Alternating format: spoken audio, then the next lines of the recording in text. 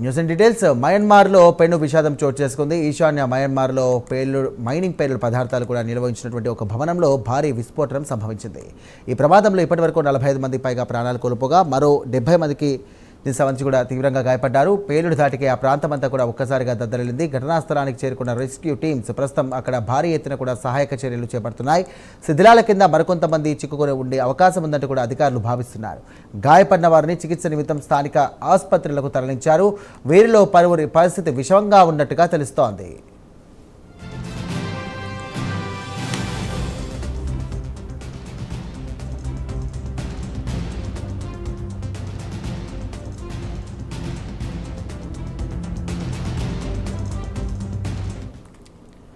Right, ఇదే అంశానికి సంబంధించి మరిన్ని డీటెయిల్స్ అందించడానికి మా నేషనల్ బ్యూరో చీఫ్ కళా సిద్ధంగా ఉన్నారు. కళా, చెప్పండి. ఈ రోజు మధ్యాహ్నం అంటే చైనా సరిహద్దు దగ్గర ఉండేటటువంటిది 3 కిలోమీటర్ల దూరంలో ఉండేటటువంటి నంకమ్ అనే టౌన్షిప్ ద్వారా ఇది దాదాపు మనకు మయన్మార్ కి సంబంధించినటువంటి ప్రాంతము. ఇక్కడ టౌన్ టప్ అన్నటువంటి ఒక గ్రామం, ఈ గ్రామంలో ఒక పేలుడు సంభవించింది. దాదాపు అంటే దీనికి సంబంధించినటువంటిది గనుల తవ్వకం కొరకు, క్వారింగ్ కొరకు ఈ కార్యకలాపాల కోసం ఉపయోగించేటటువంటి పేలుడు పదార్థాలను నిల్వ ఉంచేటటువంటి ఒక ప్లేస్.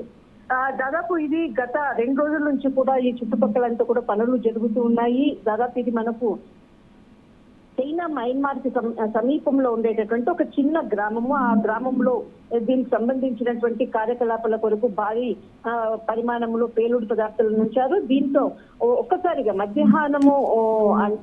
మధ్యాహ్నము ఏదైతే లంచ్ బ్రేక్ తర్వాత మరి పనులు ప్రారంభించినటువంటి సమయంలో ఈ పేలుడు సంభవించింది. దాదాపు ఆ సమయంలో 150 మందికి పైగా కూడా ఇందులో పని చేస్తున్నటువంటి వారు. ఏదైతే పేలుడు సంభవించినటువంటి సమయంలో దాదాపు 46 మందికి పైగా కూడా స్పాట్ లో మరణించారు.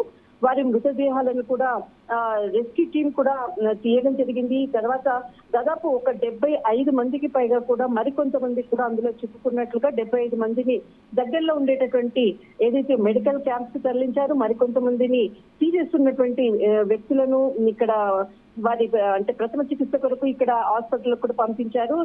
అంబులెన్స్ ల మోతతో మారుమోగినటువంటిది. దాదాపు ఇది అన్ఎక్స్పెక్టెడ్ గా జరిగింది అంటూ కూడా ఏదైతే వాట్సాప్ సంబంధించినటువంటి వారికి సంబంధించినటువంటి స్టేటస్ లో పెడుతున్నారు. దాదాపు దీనికి సంబంధించినటువంటి క్లియర్ గా ఇంకా పూర్తి సమాచారాన్ని కూడా చైనా మీడియా కూడా కొద్దిసేపటి క్రితంగా ధృవీకరించింది.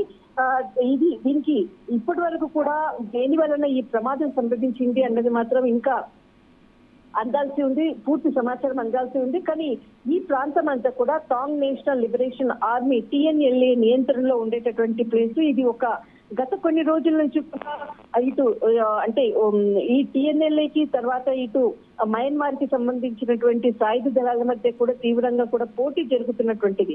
ఈ ప్రమాదం సంభవించడానికి ఇతర కారణాలు ఏదైనా ఉందా అన్నది కూడా ఈ కోణంలో కూడా ఆలోచిస్తున్నారు. కానీ క్షతగాతుల సంఖ్య మాత్రం గంటకు పెరుగుతుంది. ఇప్పటి వరకు దాదాపు 46 మంది మరణించారు అని ఏదైతే ధృవీకరించారో మరి ఇంత సంఖ్య కూడా పెరిగేటటువంటి అవకాశం ఉంది. దాదాపు 76 మందికి పైగా కూడా ఈ ఇతర అంటే వారికి ట్రీట్మెంట్ కొరకు ప్రభుత్వ ఆసుపత్రులకు తరలించారు. మరికొంతమంది చిక్కుకున్నటువంటి ప్రస్తుతం ఉండేటటువంటి చైనా మయన్మార్ దగ్గర ఉండేటటువంటి బార్డర్ లో జరిగినటువంటి ఘటన పరిస్థితి.